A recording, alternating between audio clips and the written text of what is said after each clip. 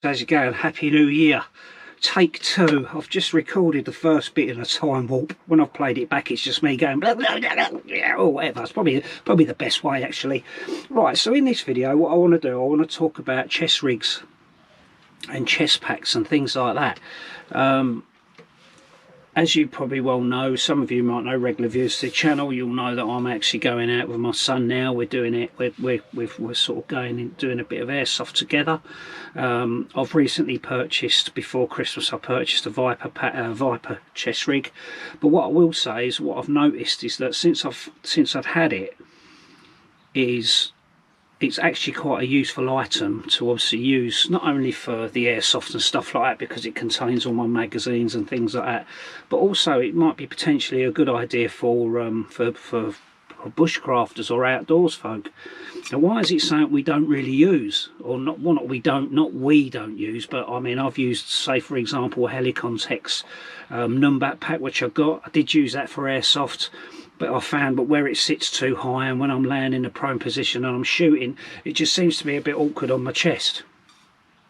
Some people use Hill People gear kind of chest packs and all that sort of stuff. I'm not disputing what people use, or maybe they have their places in regards to hiking, ultralight hiking, and you know, all that kind of stuff. But you know, again, that's totally up to you.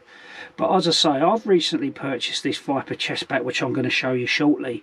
And what I've done, what I'm trying to do is balance it out so that I can use it not only for the airsoft, but also for bushcraft as well.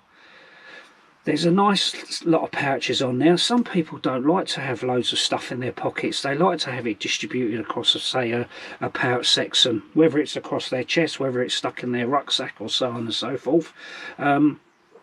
But then other people do like to have their pockets bulked out with loads of gear and loads of stuff. But again, that's down to the individual. You know, I don't want to get into a big sort of debate or or anything like that. But really, what I want to try and do really is just have a conversation about it, whether you think it's a good idea.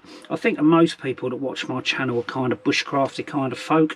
There might be the odd person that maybe is into airsoft. I don't know if the airsofters are clicking onto it. Whatever you are, it'd be nice to hear your opinions, maybe what opinions you've had in regards to using chest rigs, if you've used one at all, thought about it, and so on and so forth. Now, coming from an ex-military background, back in the day we used to use webbing, something that would carry it around your waist with loads of different pouches on it. Normally that would contain not only ammunition, but water, rations, something to cook your food. It was almost like an escape kit. It was almost a way of ditching your Bergen, and then you should be able to survive what's in your webbing around your waist for sort of 36 to 72 hours thereabouts. All right. But as I say, what I have noticed with this chest rig, this one that I've got, what I'm trying to do is kind of spread it out, or kind of balance it out a little bit, where I not only can use it for the airsoft when I'm going away with my son, but also to be able to use it in a bushcrafter's point of view. All right, so right, now I hope the light's picking it up okay, right, folks. I'm not going to put it on, but I mean, this when I actually purchased the chest rig, okay, it comes sort of like that. You've got pouches for a pistol, for putting mags in, and then you've got a series of pouches here, plus your runs behind for your magazines.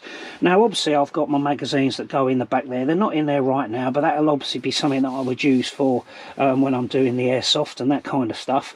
And then what I've done is I've also added another couple of extra pouches on there. Now, I've got two Helicon pouches, one that I haven't quite used yet, not sure what I'm going to put in there. I'm sure it won't take me long to work it out.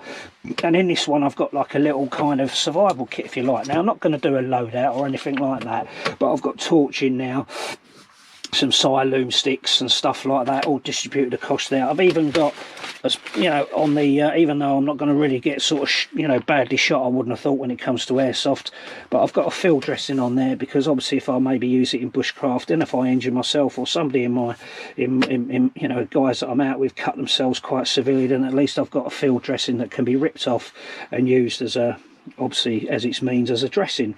Then also on the end there, what I've got is my this is the Mora Cansball knife. I've got that cable tied on there so it won't slip off the end. Okay, and it really is just kind of quite a it is quite a practical piece of kit. Now, I don't want to get into a debate, because I think debate's probably kind of you know, kind of like an aggressive way of kind of putting your point across. But people, just your general opinions in regards to maybe using a setup, you know, not exactly the same as this, but obviously using something similar. And would it work within the sort of bushcraft community? Now, I don't, you know, at the end of the day, you know, I think bushcrafters have a hard, you know, can have a hard time.